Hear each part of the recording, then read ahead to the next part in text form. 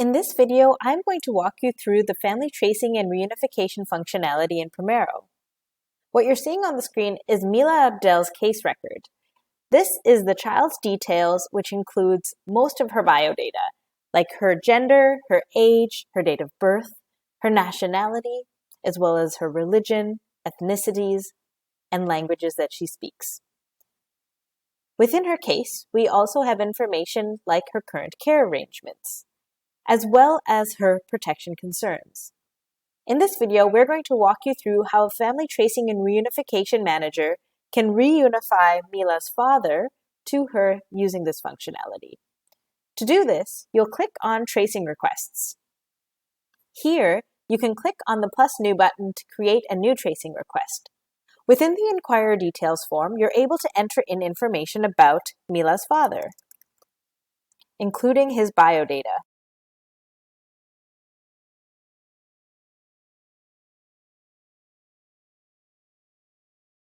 There's also a section within the form on the date of separation and their separation details, such as where did they separate from, why did they separate, and any additional information that's going to help in relocating Mila to her father.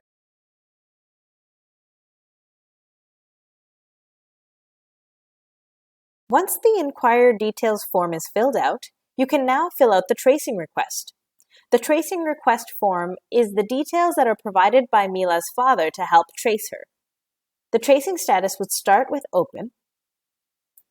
He would then tell you the details about the individual that he's looking to trace, as well as his relationship with the individual,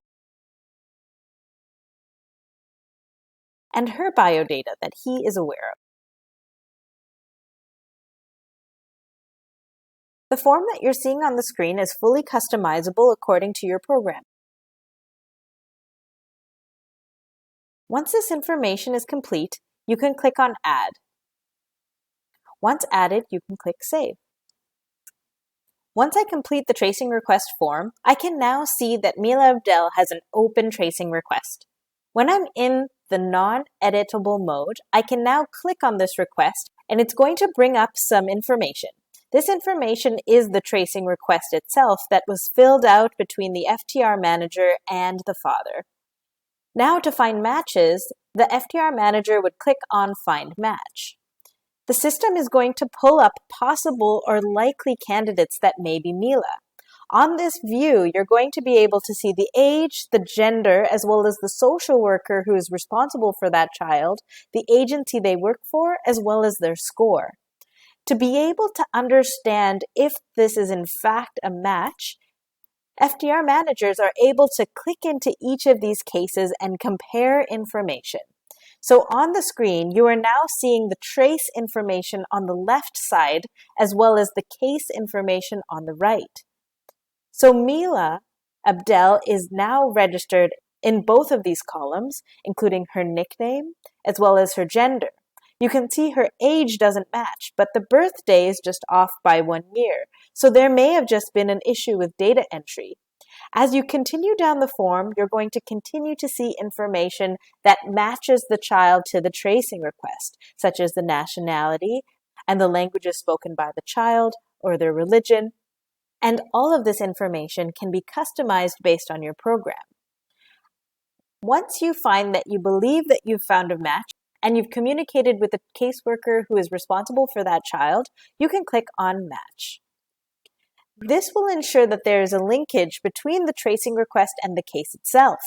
You can now see it's been successfully matched, and at the top of the screen, you're able to see the matched case ID, which links this case to the tracing request. If I go back to the tracing request, you can now see that Mila Abdel is now matched to someone and it is indicated as so here. If I go back into the case of Mila, I can now go down into the tracing section in her forms, and you'll be able to see that there is a match here. Matching functionality can also happen on the case itself. You'll be able to click on Find Match through the case under the summary form. If you click on Find Match, you'll be able to see all of the tracing requests that are linked to this child.